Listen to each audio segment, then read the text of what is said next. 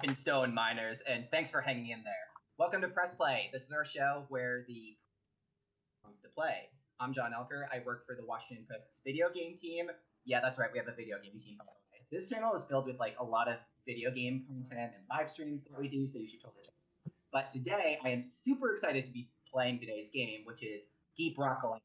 It's available on Steam, Xbox, and PlayStation. It's a co-op shooter that's sort of in the vein of the Left 4 Dead series, and it has a touch of Minecraft too, which is like really cool. You'll see what I mean when we start playing. But I'm joined today by two really special guests. First off, let's introduce Launcher's very own Teddy Amenemhart. Teddy, say hi. Hey guys. And secondly, maybe more from the Deep Rock Galactic team himself, we're playing with Jacob Herold from Ghost Ship Games. He's the community manager of Deep Rock Galactic. Jacob, how are you doing? Hi, I am good, thank you. Awesome. Okay, so yeah. Jump right in, Teddy. I want to give Jacob credit for the fact that he's playing at 10 o'clock at night, and we're playing at 4 p.m. on a Friday. So thank you, Jacob, for doing that. Yeah, there's quite a bit of time difference going on here, but we're really appreciative for you to come up today. Yeah, but today we're going to be playing some Season 2. It just released a couple of days ago on PlayStation and Xbox. It introduces new secondary guns, a new enemy type, which we will definitely get into. Before we actually get into our mission, though, there's one thing we got to do. We need to get some drinks at the bar, and then ask Jacob a few questions. So let's definitely go ahead and do that. Let's get our drinks ready. Are you ordering the first round? Yeah, you got it. You have to, as the host, I feel like, right? Yeah. Yeah, if this was a typical post interview, I think the post would pay for the tab because we can't accept free drinks. So yeah. Anyways, okay.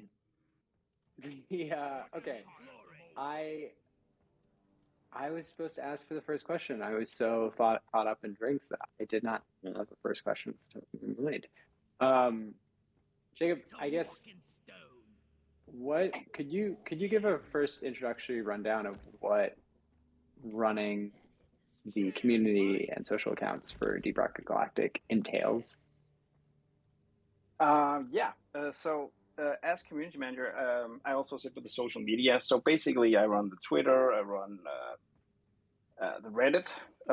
We have a lot of going on the Reddit. I run the Discord.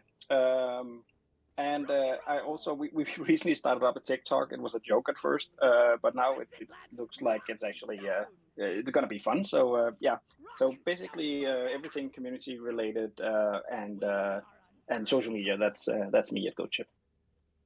What's the TikTok strategy for you guys? Are you guys sharing clips or, I mean, the dangerous thing, honestly, is that I am on the post social media team. So this is why I'm asking questions like this, but I'm curious, what are you guys posting there? We're still trying to figure out exactly how it's gonna work for us. I have a big challenge by trying to get a first-person shooter to actually look good on a phone screen. So mostly it's been like short clips of dancing, stuff like that, memes, trying to jump on trends, figuring out like when to post to actually get some traction. Yeah, got it. Well, John, I also wanted to ask a question from chat because people had been were waiting and might be waiting for those answers. If that's okay, John. Yeah, totally, go for it. Okay. The first question was, so for people who are new to this game, Deep Rock Galactic, it is, well, actually, Jacob, sorry to jump around, but could you give a brief synopsis of like what this game is for people who are coming into it blind? And then I can ask the first question that requires that context. Yeah, so basically, if you have to sum it up, you could say it's Minecraft meets Left 4 Dead. It's a co-op shooter for 1 to 4 players. You play as dwarves that are working for this intergalactic mining corporation, and they take on mining missions in such hostile places that only dwarves are able to go there and do the job properly. So we're basically on a space rig and heading out for dangerous missions while getting tipsy beforehand. As better synopsis than I could give. So then the first question in chat, which I actually am curious about the answer, is: Are there women dwarves in this game, or will there be? Because it is a lot of dudes right now. But yeah, it's a lot of beards and guy talk. When I started at Ghost Ship Games, we had our roadmap actually had like lady dwarf or female dwarf, a question mark on it, and it's something we wanted to do at that point. But over time, we actually also realized that our whole like technical setup for body types and everything, basically every dwarf is just the same potato, and then you add all the cosmetics on it. So our system wasn't really set up for doing different body types like female body types. And as we've developed the game, we've just added more like cosmetics that only fit that one potato. So I think we've realized that if we're going to do it, it's going to take a lot of work. And if we're going to do it, we want to do it right. So currently we're not planning to do it simply because it's like a really technical thing to do at this point, because just the system's just built up and it would require like a whole rewrite of it. And it's something we really wanted to do, but over time it ended up at a place where it's really hard to do, and we don't want to fall back on like the Tolkien trope where the dwarves are just female dwarves are indistinguishable from male dwarves. It's just they all look the same. I know some people in our community have this. They say the scout is the female in the team, and I mean, we feel that's just jumping, like taking the shortcut if we did it that way. So we've currently not any plans to add female dwarves, even though it's something we feel the game would need. And personally, I feel it's too bad that we can't do it, but it's also like a lesson learned for future projects. We probably won't start with a setup where we can't really expand on it, and we will probably have like female characters from the very beginning because it just makes sense, I think. Yeah, that sounds like quite the snowball effect that I would not have guessed. Sorry, John, if you don't, totally cool. If you don't mind me jumping in right here. One thing that I really loved about season 2 is that you had so much more content, including, new guns, new warning types. You got on screen right now, the shard Diffractor for the engineer. I think one question that's on my mind, potentially for like future content, which by the way, we recognize that you can't speak too much about that. But one thing that's a popular topic among a lot of fans is kind of just, will we expand beyond the? There's this one. I didn't get the last part of the question. Sure. What is are we planning on potentially expanding beyond the engineer, the drill? I think you're falling out. I can't hear the last part of it. It's something we're expanding. Sorry. Oh, sure. No worries. So I was basically, break up too, but John, are you referring to the classes? Like, that's right. Beyond all 4 roles. Okay. Oh yeah, a new class. I think we're very comfortable with like it's a 1 to 4 play game, and we have these 4 classes, and currently we have like 3 primary weapons. We have 3 secondary weapons with season 2, and adding another character would just mean like they would need to start with three primaries, 3 secondaries. We have their own grenades and all the skins and everything. So we feel that with like a 4-play game, we have these 4 archetypes that they have their own role and you know what they do, and we don't want like to add a 5th character where there's people would say, why would you bring this character instead of like the driller? So besides it actually taking a lot of time to make an entirely new character, because each character has this like giant tool set that we would have to recreate for another type, I think we would rather just build on what we have at this point. So it's a 4-play game. We have 4 characters, and I think that's where we're gonna stay for now, at least. I have a serious question, which is, would you call this the rig we are right now, or? Yeah, space rig. Space rig. Okay. Space rig is quirky. is there a favorite part of the base rig for you? It's just like HDTV or cribs or all of the above. I'm just legitimately curious. I actually used to one of the old versions, our art director had like this secret room up there somewhere, where if you got there, you had to use this like anti-gravity button somewhere, and if you used that properly, you could get into it. And it was like a note that says, "I'm really proud of you, Rob." And since we've expanded the space rig a lot since then, I think it just got lost. So I guess I can't say that. I really like the view. I gotta say, this is like my favorite place to grab a beer. Yeah, it reminds me of Guardians of the Galaxy, the little gold comet that they were on at the beginning. Does anybody know what I'm meaning? This reference might not be working, but yeah, it is a nice view. Yeah, at the very beginning, yeah, I remember that part. Yeah, it had like this giant ship into it, right? Or something like that. And yeah, we just see out into the open space, I think. Before we also get into it, this is kind of a technical question. I wanted to ask it beforehand.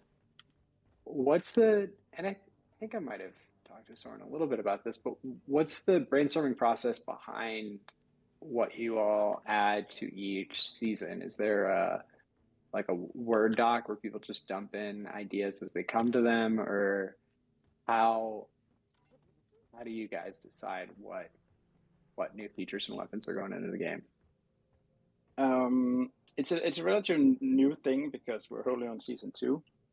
We actually recently had like a joint like workshop at the office where everyone just we got into groups, and then we just we got a keyword which I can't reveal currently, and then we were just told like what could we figure out like going for that keyword for season 3, where would we take that. So we did like I think 4 pitches with ideas, and we had some like set questions we had to relate the theme to, and some of that is just been work on now. Like they're doing the concept art at this point. They're just doing a lot of like I think the amount of concept art for us is you churn out. It's just crazy. I really hope we can one day do like a digital art book for it, because it's a lot of things that people never get to see because it never makes it into the game, and it's really amazing. That's interesting. Yeah.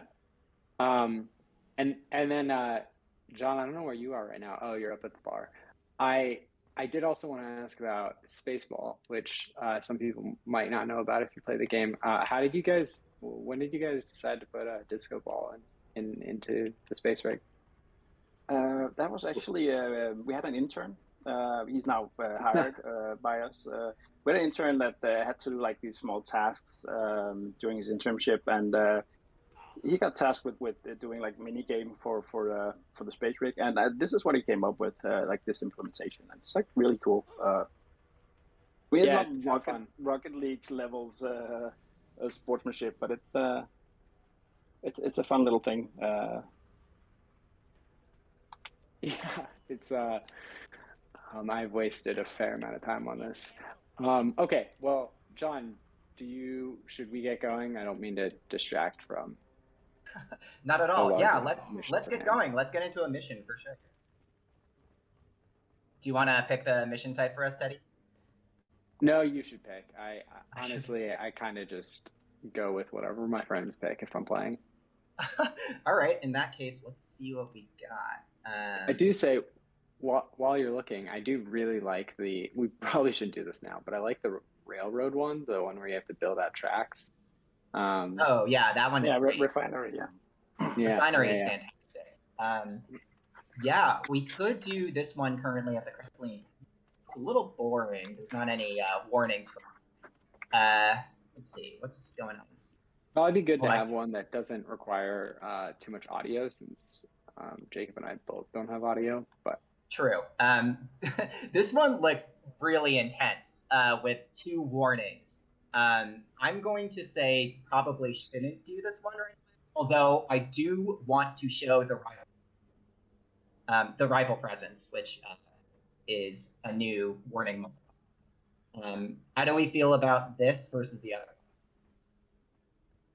You know, I will trust you. probably die a lot, but it's fine. Yeah.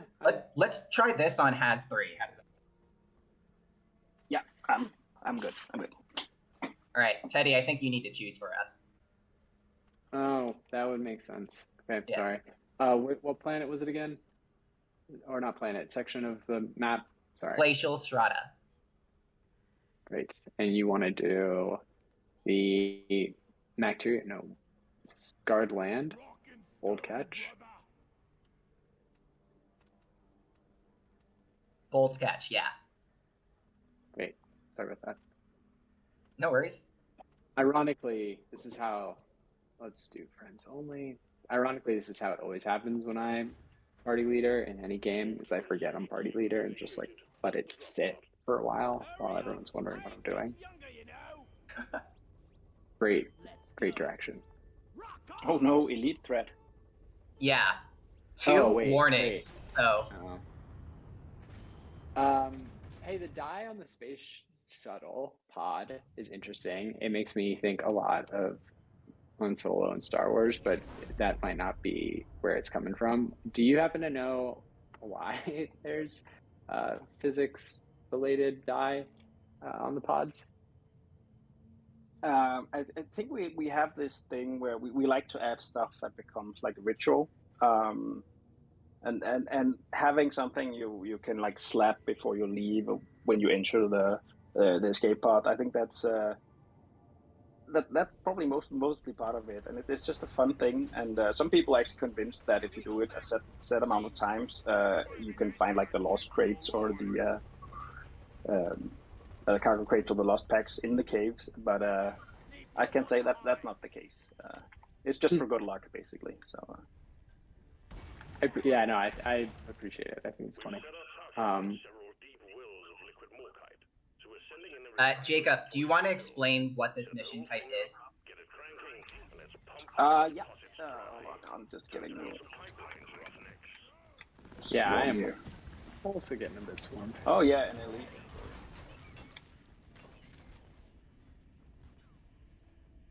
All right.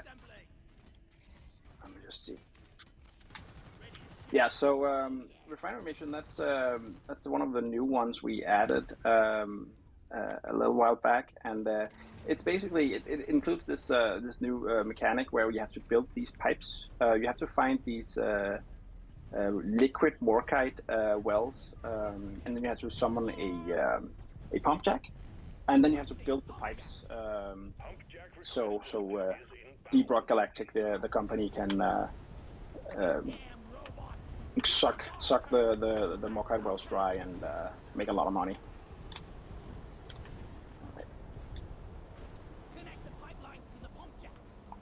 Yeah, this game gets really intense really quickly, so there might be moments of silence. Well, I feel like I'm stupefied silence. I do not know where. Oh, there you guys are. Okay.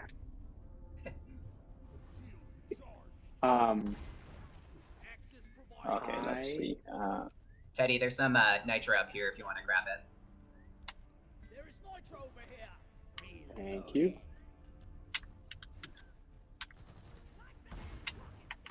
My character can place platforms like this, and Teddy's can grapple over to things really quickly. So they're a good combination. They are. When I am properly grappling. Okay, there's some nitro.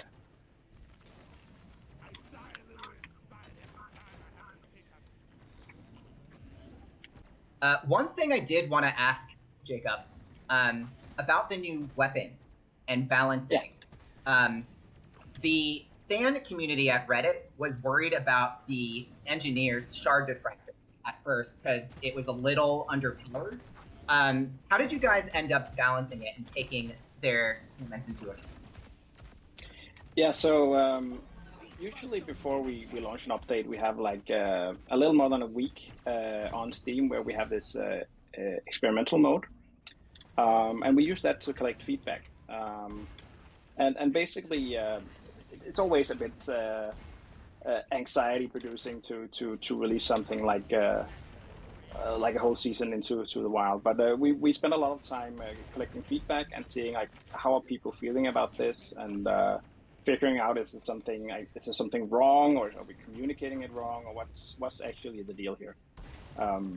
And the thing with the Diffractor, it initially had this. When you shot it, it shot for like a set amount of like I think a second and a half or something, and it just made it feel like you didn't have control over the shots, and you wasted a lot of ammunition just shooting it because you couldn't control when it stopped firing.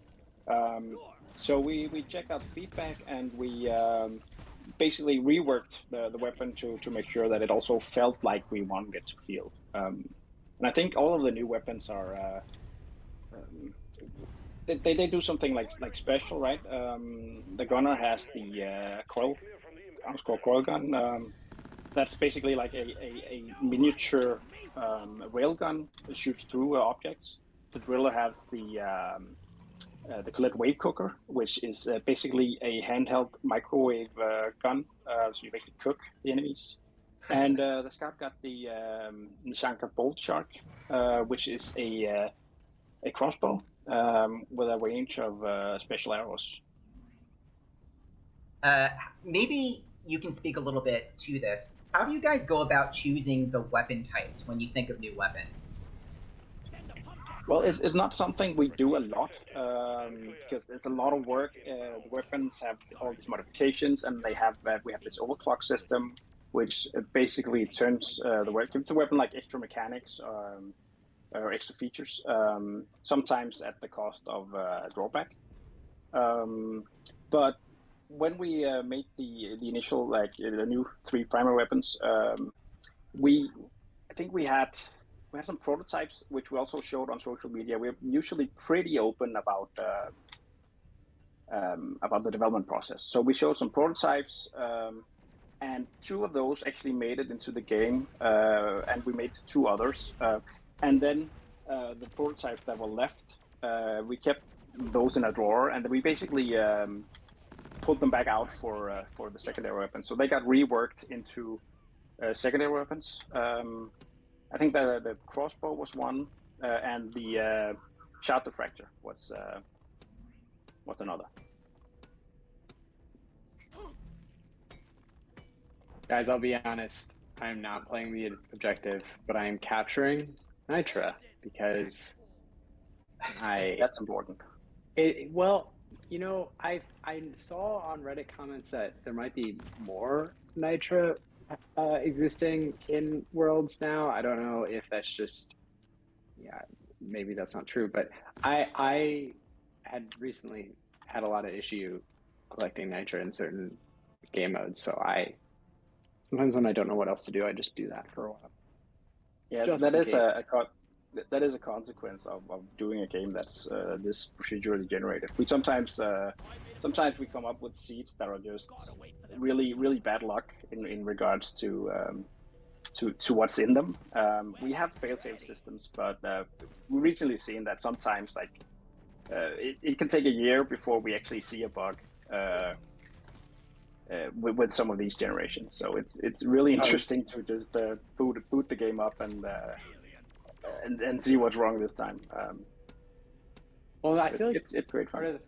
Part of the thing that must be tough with procedural generation, if somebody's saying like, I feel like Nitra is dropping that often, that can also be a like handyman blaming their tools, where it's like maybe it's just like how the game is, and that just must be tough to be able to sift like anecdotes from larger data points. At least in that case. But it definitely is. It definitely is. But we also get a lot of. We get a lot of feedback. But I can say that every update we do, every patch for that sake, like the small fixes, someone will always say, "Hey, did you guys up the spawn rate of the bolt detonators? Because I just saw 3 in a mission." And sometimes it's just like that's how the dice rolls, right? Yeah. Yeah, that makes sense. So John, I'm definitely not playing the objective. I'll come meet you guys. No worries. I think we've got 2 pump jacks currently, so we still need to look for another one. Okay. I definitely found one of the ones you have already found. Oh wait, we actually have all 3, so we can start building. All right. All right, great.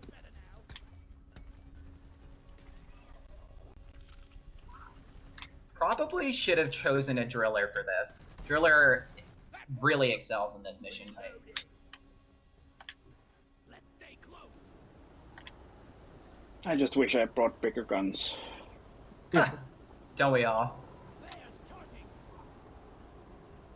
Oof, got a bit of a swarm here next to one of the...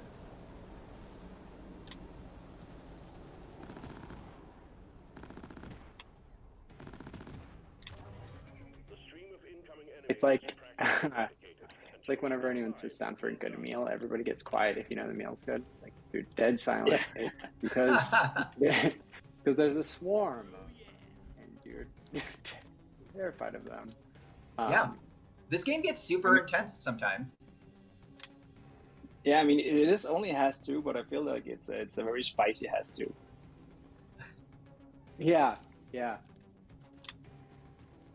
Or I'm just really rusty. Yeah, I just froze myself.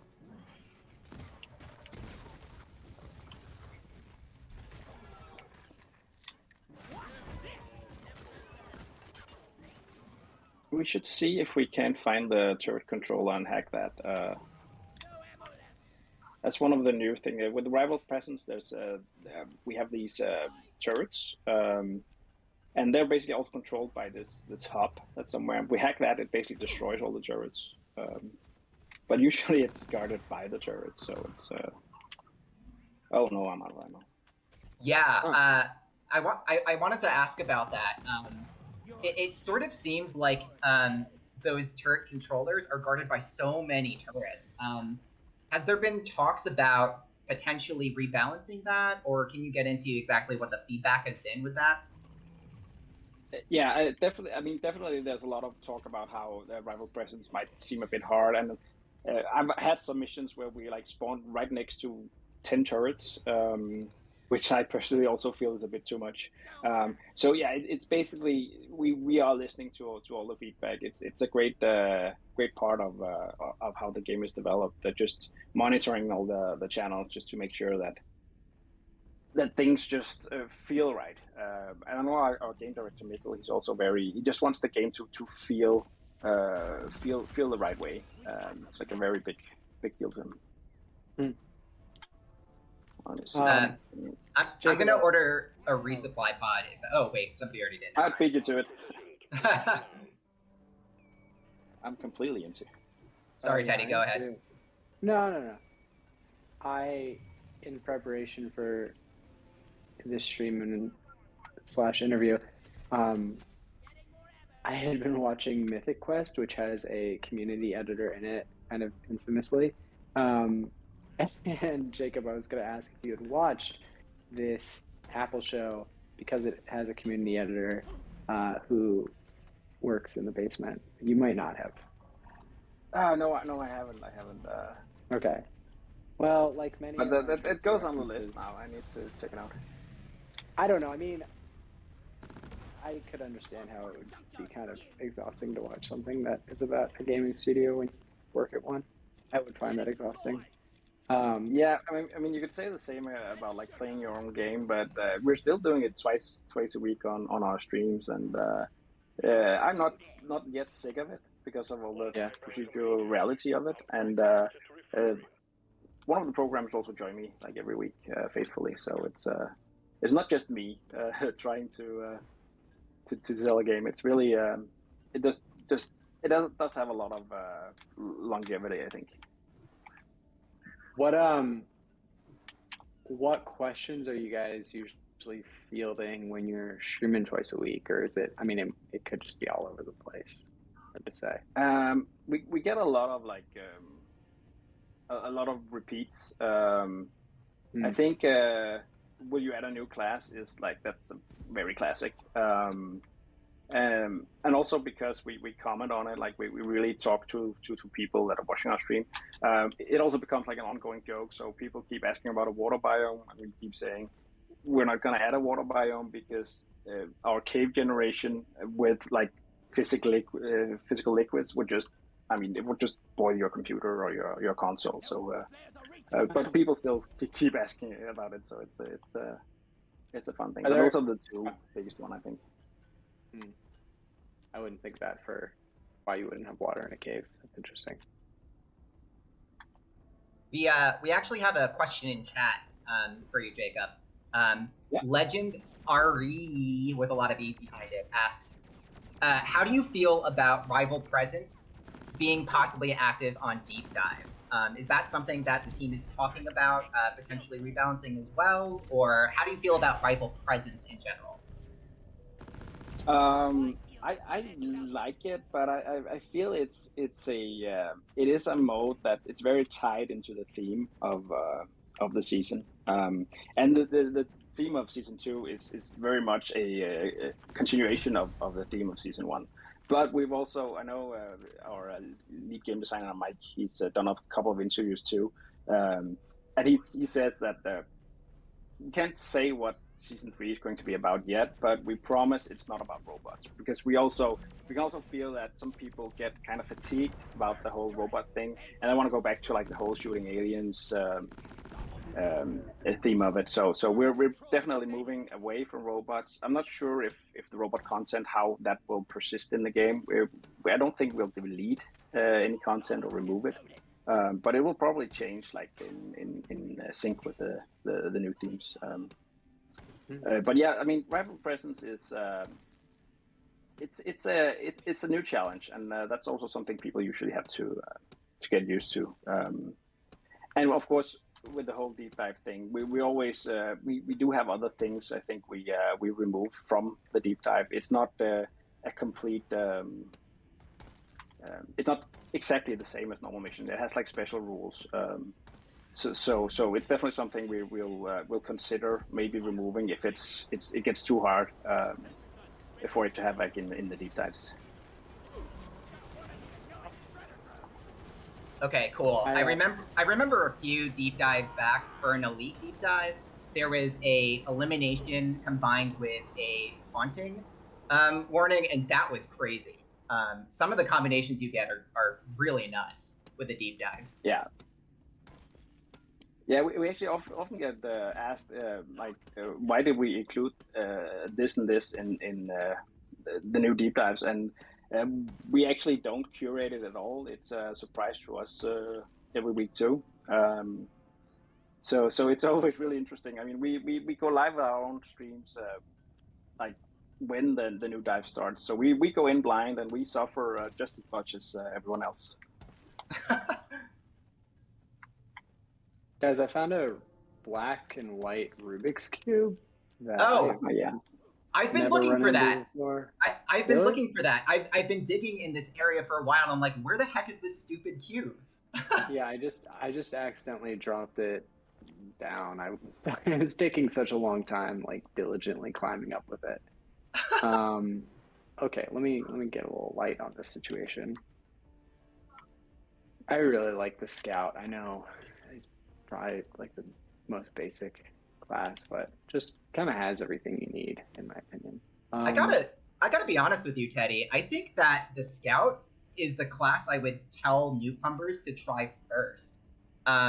It's just so cool to zip around with the hook shot, the grappling hook. So yeah, that's probably part of the reason I like it, is that it is very, even though I've played a fair amount, it's still like, oh no, there we go, cube's down. Oh man, it went down the hill again. I think I'm kind of defeated. Like, do we have to bring this cube up? We probably do. I think it's just a bonus, but Okay. Yeah, it gives you XP. It doesn't have any any function. I like the. Right? Oh, I can zip line. Okay, I didn't know I could zip line with the cube. Okay, well, there we go. Package secured. Thank you for the zip line. I know that Storm's about to come, but we got another question in chat for you, Jacob. Yeah. This one is from Lochnar64, who asks, any quality of life updates planned for weapon loadouts, separating the weapon loadouts from the cosmetics, or at least letting us name the loadouts? So can you speak a little bit about that? Yeah, I think the loadouts it's not super new, but it's relatively new, and I think we added more slots recently. So it's also something we're aware of that people the more weapons we add, the higher the demand for more weapon slots and loadouts it will be. And I think I've actually heard someone suggest that before. Maybe it was even also you, Lochnar. But I don't think we have any plans for a specific cosmetic loadout, but I could see why the need is there, because I mean all the cosmetics we add each season, and I mean sometimes you just want to rock the Oktoberfest fedora with like a specific loadout. So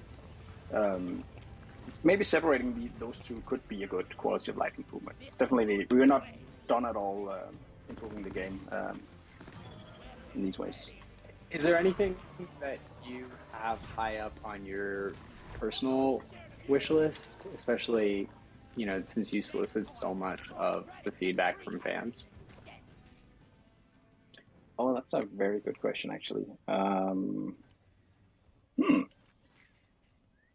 I used to be the comments editor for the Post, so I actually dealt a fair amount of this, of like, you know, people suggesting X, Y, and Z, and you being the like keeper of all those submissions. Yeah. Anyway, Well, I think I mean it's kind of hard to say, because we also work in like a very in an open way, so I get to see a lot of the stuff we're working on, and sometimes there's an overlap between what I want and what I can see we're getting. So I also try to curb my expectations a little bit, because I also want to be surprised, like just amazed like at how something will look once it's done. I mean, these pipes, for example, was a really cool addition, and just mind blown on how well it turned out to be. Like building and shaping things up. Actually, if I could pick something, I would want. I would really like some maybe some more structures in the cave, some more maybe signs of like an old civilization or something. Like I really like the whole exploration part, like going treasure hunting in a hazardous cave.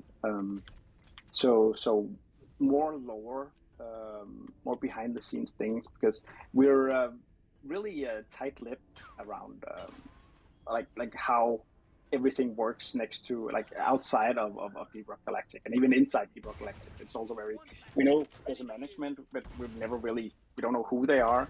But there's this, like the space rig we're on, it's space rig 17, so there's 16 other space rigs at least in space somewhere, right? So there's just a lot of things. I also really would like us to expand upon or just add more to, because a lot of things are unsaid.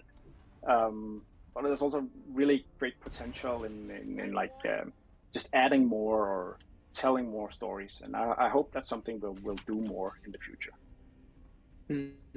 Yeah. Have you guys ever thought about, like, I mean, I know this is more complicated than what I'm suggesting, but I feel like so many franchises are working with comic artists and independent comics to like build out that lore, since, you know, a game format of like a four-person co-op game can only tell so much story. If I'm making sense, kind of reminds me of what Overwatch has done with Blizzard. Yeah. So like adding more like lore outside of the game, like for example a comic book or something like that. Yeah. I don't know. It just came to mind. It's interesting to me how franchises are, especially gaming franchises, are like just using different mediums to you know, tell different parts of the story, because different mediums suit it better.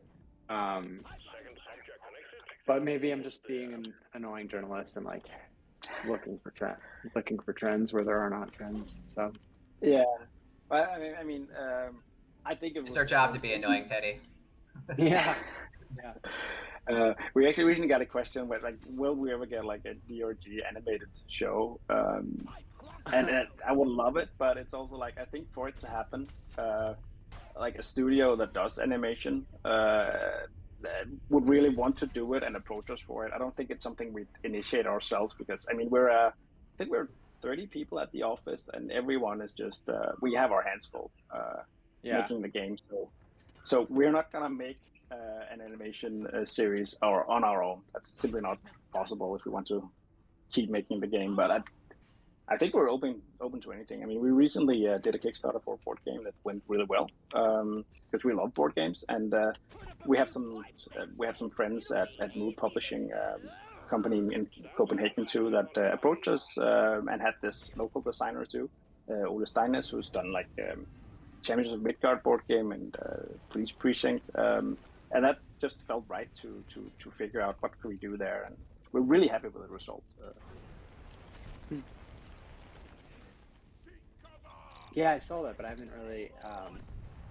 I did see that. It was really interesting. John, I am also still not doing the objective, so if you need to, how are we doing? No worries. I think John is. We got all the pipes covered, I think. So if you can just find us more nitra, that'd be awesome. Okay, I can. Literally the one job for a scout. I'm just kind of like throwing up candles for fun. I could use like 1 or 2 platforms for a few close by nitra places whenever you. Sure. Just mark them and I'll go to them. I see Jacob's already marked one, so I'm gonna get that first.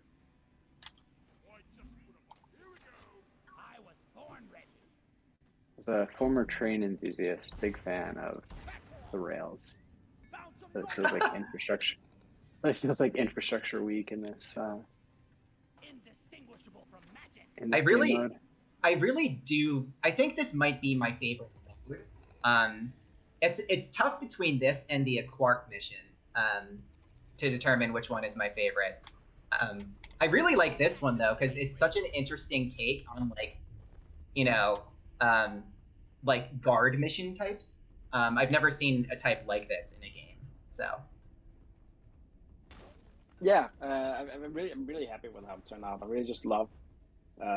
I did not expect us to actually add like the writing on the rails. And it's a super effective and interesting mechanic, like both to like get around a big cave because if we had to run back and forth, it would take us a lot of time, right?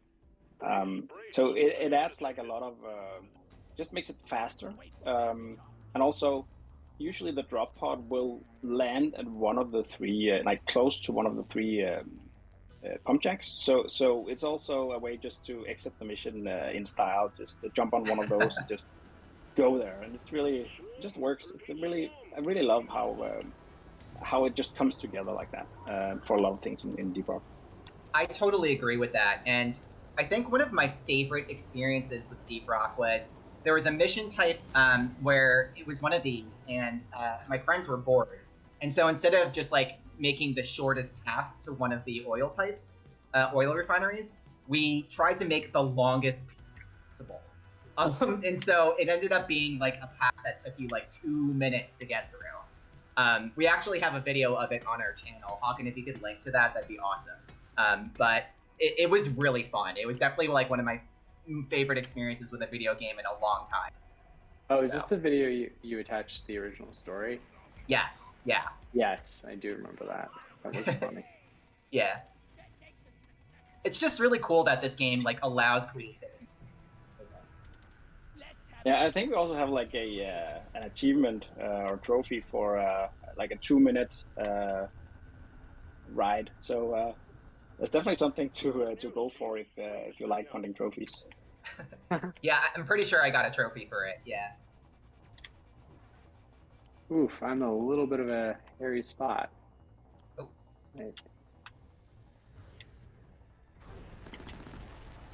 I always forget. It's like, oh yeah, I have a zip line. I can just get out of here. probably try that.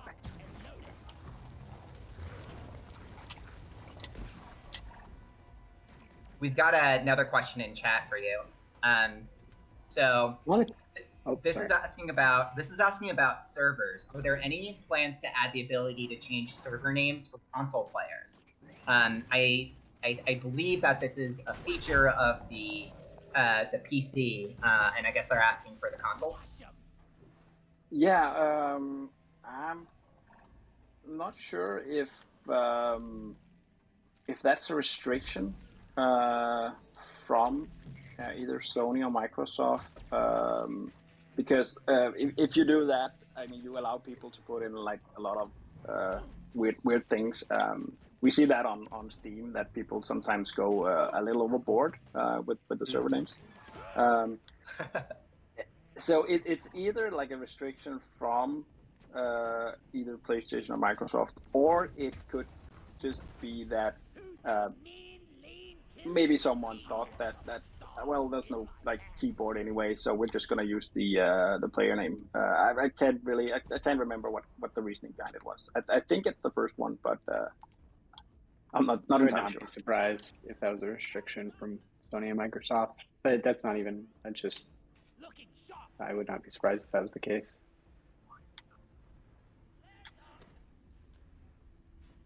So one question I have is, Deep Rock has a couple different climates, and I remember in preparing for my first article, Soren or someone was talking just about the fact that, well, you know, like our planet has different climates, and that's just how it works. And sorry, this is stating the obvious, but I'm wondering, when the team was talking about different regions, whether it was something as one-to-one as like, okay, let's see different parts of the U.S. or not the U.S. Sorry, geez, that's so. Let's see different parts of the world, and then go from there and get inspired by that, or how the team came up with these different regions, and whether or not there's discussions about, say, adding more, and whether that's based off of, like, you know, looking for inspiration elsewhere around the world. I don't know if I'm making sense there. I think the initial biomes was way before me, but I can give some insights on on some of the new ones, Azure Wild and Hollowbow. So when we decided to add those two biomes, we actually had like 3 biomes in the running, and I think initially we announced that it would be Azure Wild and something called Caustic Mire, but we also, like during development, we figured out that Caustic Mire just looked a lot like it felt a lot like Fungus Box, another biome we have. So we put that like on hold, and then we went with the Hollowbow instead, which is like this, you're inside this kind of large tree plant structure. And both Azure Wild, I mean, you can tell there's a lot of difference between the 2 new ones and some of the older biomes that are at this point admittedly a bit dated. But the 2 new ones were specifically picked because they were more diverse. So I would assume it's kind of the same process. I mean, we have Glacial Strata, it's the ice one. We have Magma Core, it's a volcano lava one. Then we have Sandblast, that a lot of sand, easier to dig through. So I think it was a exploration of like, what could we do with different themes and biomes, and would it be interesting to go there, right? I mean, Glacial Strata also has like this black ice you're like slithering on at these blizzards that happen once in a while. That will freeze you, and these geysers that will heat you back up. So a lot of it is also related to our like freezing mechanic, how that works. Just trying to figure out how to get the mechanics in the game, just to give them more life in the biomes too, I think. Got it. But yeah, that makes sense. But are you guys also considering like updating biomes eventually? Yeah, it's definitely, I think it's on our art director's to-do list. he also just has a lot to do. So it's something there needs to be some space for us to do it. But we have a lot of artists at this point. So we're beginning to be able to do more stuff like that each update. Nice. So I have a suggestion for you two, just so we can potentially move on to a second mission. Let's just start the oil drill right now and not worry about the secondary mission. How does that sound? Sure. Yes.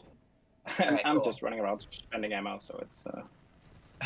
Yeah, basically the same. But I should come back to the rig. Yeah, for sure. And then once you're here, I'll stop. Okay. I will light this place up like a birthday cake. I don't know what would be a good way to say. I did hack a drone. First time hacking a drone for me, and I was actually not. It's kind of a little complicated. You know, I've done the hacking of the patrol bots. Yeah. Maybe I'm bad at the hang of it. Okay, yeah. Maybe, I mean, it might just be first time, but that was like, you know, it wasn't a Lego Star Wars mini game. That's all I'm saying. It was a little tricky. Anyways. I'm usually really good at it. Unless we're streaming, then I'll just fail every other press. So it's... All right, I'm gonna start the oil rig if you guys are ready. Yep. Yes. Oh, good timing too.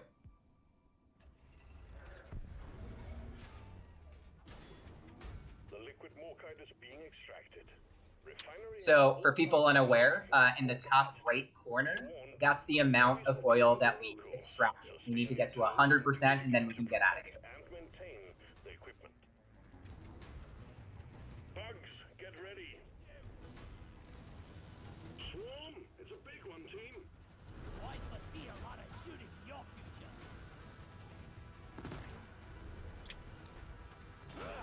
One question that I have for you, Jacob. I love the lines in this game, the voice lines. How do you guys go about actually like crafting those lines? It usually happens like a few weeks before the update goes out. But it's mostly our game director. He's as you probably can tell from some of them, he's a very big like 90s, 80s action movie fan. A lot of people at the office are. And then he does. We had this giant spreadsheet with all the voices in, and I'm happy I get to actually contribute once in a while. So I got some voice lines in here and there, and it's because I mean when you have to write like 7 different toasts for maybe when we made the beers, he had to write like the different toasts for all the beers, and he got kind of stun luck doing that. So he sometimes comes to me and just asks me to add something, and I get to exercise my comedy muscle a bit. So it's fun. Do you have any? Oh, sorry, you go first. Do you have any lines you're particularly proud of? We have this enemy called the Corona Shellback. It's like a woodlouse, a giant woodlouse that rolls and then it unfolds and it attacks you if it hasn't already run you over. And when you kill one of those, you sometimes say goodbye, space lobster. And the second one that's also related. When you kill one, it's the worst pinball game ever because I started saying that during one of our streams when we tested it, because you just get, if you're in a tight tunnel and like one of those just comes down the tunnel, you get shot all over the place. So I felt that was a good exclamation to put there. That's funny. That came from a stream. My favorite new line from the season is definitely "Rock Me Like a Stone." Yeah. Just because it makes no sense. Yeah, I mean, you also say like the whole rock and stone thing is also before I started Ghost Ship Games, I was like, this is kind of weird. But once you really see what it is and how it works and just what it means for the game itself, it's just it's just amazing that something that's kind of silly on the outside really has a lot of deeper meaning, like the whole camaraderie and teamwork aspect of it. Absolutely, it's like the aloha of this game, right? It means so many things, and it's just a great way to get people together. Yeah, it's also incredibly hard to add new versions because they will always feel like some of them are just doesn't have like the same like weight to it or the same feel. So some of them new ones we add, sometimes we have to tone them down or outright remove them because it just, when you hear it again and again in the game, it just gets a whole different meaning from when you wrote it. It's actually pretty complicated to get that part right too, because it's just such a big part of the game at this point. Yeah, I can see that. We have another question in chat. This is a simple one. Jacob, what's your favorite class? Oh, good question. Ooh, oh yeah. It's like picking the favorite of your kids. Well, I think I'm actually gonna go with the scout. But then again, I'm also a bit fatigued at this point because I always pick last when we play, and it's usually just the scout that's left. So I'm a bit traumatized by that.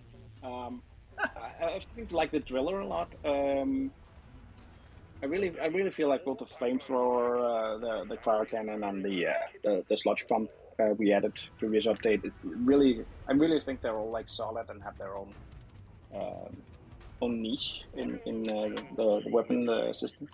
And also just it's incredibly cool just to whip out these two really heavy power drills and just go through a wall. I mean, the scout can like go anywhere, but he can't really go anywhere like the driller can, right? I mean, the drill just goes into things that the scout still has to go around or use his tuning pickaxe. So yeah, I totally agree with that.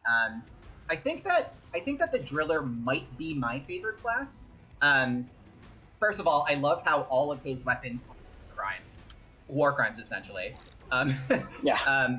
But I also, like you, think that there's just so much creativity you can do with it, right?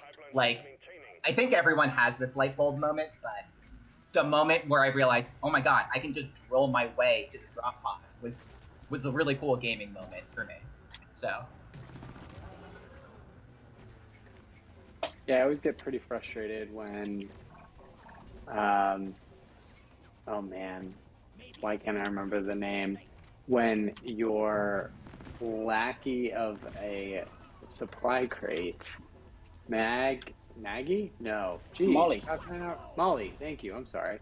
When Molly just like goes straight up into the ceiling and it's impossible to climb up there with her, you gotta find your own way. She just ditches you. Yeah. Then try doing that on a low O2 mission, then you'll feel the pain. Because that's your oxygen supply, and it just went up through the roof, and you have to take the stairs, right? So.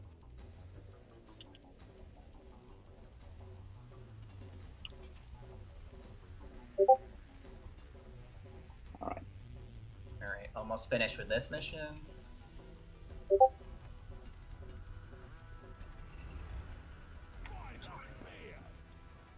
Extraction is back up and running. Let's hope it stays that way. Pump sequence completed. All the liquid morcat has been refined, and the cargo rocket is loaded and awaiting your go. Press the launch button when you're ready. Okay, I'm gonna get this. We got biomes, lots of them. Ooh, sorry. Just getting distracted.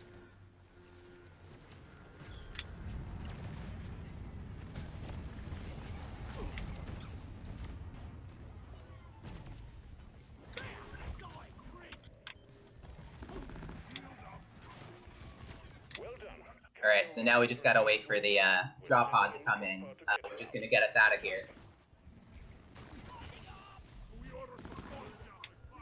The thing I like about this mission is that if you're looking for a longer mission time, it feels like a pretty solid length. I don't know if it is the longest mission type. I feel like you both might know this better, but this has always felt like the one where take a bit more time trying to get everything done. For me, at least.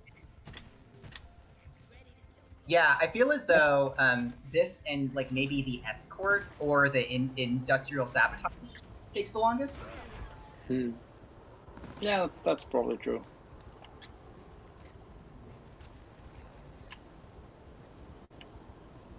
Let's see if I can grab that proper part. Yeah, I think I probably think escort is probably one that can take the longest. I think we also recently tweaked that a little bit to. I think it's slightly faster now. Probably a bit less drilling between the caves. But yeah, I think that the newest missions we've added are also probably the longest one. They also have like a lot of new mechanics to explore. Oh yeah, I was seeing a little bit about that. Yeah, it does seem complicated. Drop pod departing in T-2 minutes. Oh, whoa, where's the drop pod? What was I doing?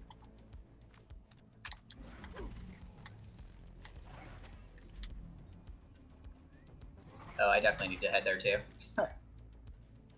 I shouldn't be I can't see complaining. which pipe is closest.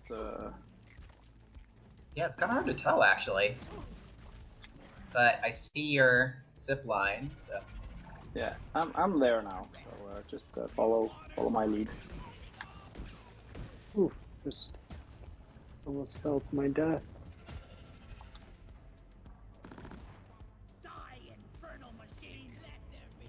Ironic, I'm a scout and I'm having trouble traversing the map. Oh yeah, there we go. I just died to my death. Don't feel like you have to wait for me. No Also, dwarf left behind. Yeah, well, I appreciate somebody put in a really solid shield bubble for me when I was very low in health, and I did not say thank you. That was very helpful.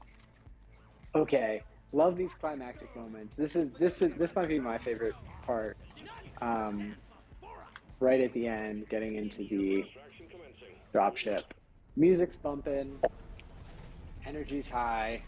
That is fun.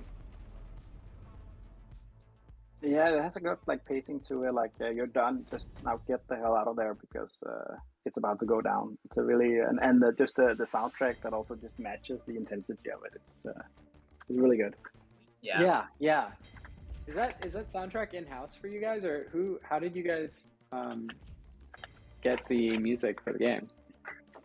Yeah, so I think the story is that our game director Mikkel, his nephew, he wanted he's like a musician and he really wanted to do something for the game, and I believe they were first like because it's family and whatever wasn't good, but they let him like have a try, and we've done like a volume 2 now, so obviously it's really good.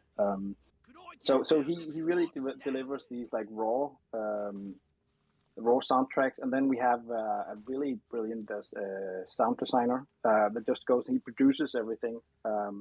He has a few videos on his YouTube channel where he just goes through like what did he start with, like the raw thing, and just how he emphasizes it and just turns it into the final product. It's really interesting to see, and I have no idea like how to produce music. So for me, it's really eye-opening to see how something goes from just like a really raw idea to a fully fledged like music piece like that.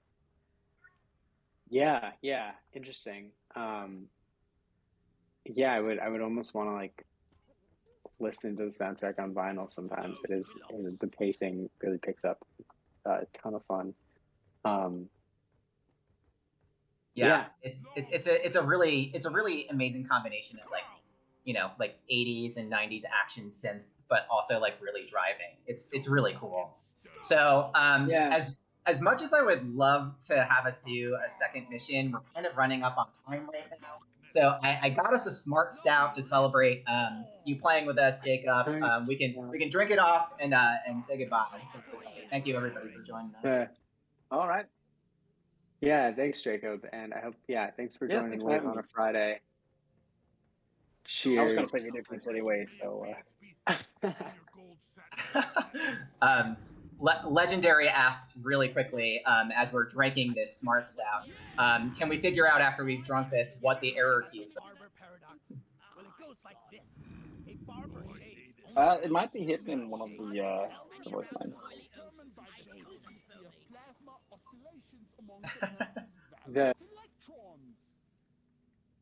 Sorry, I missed that.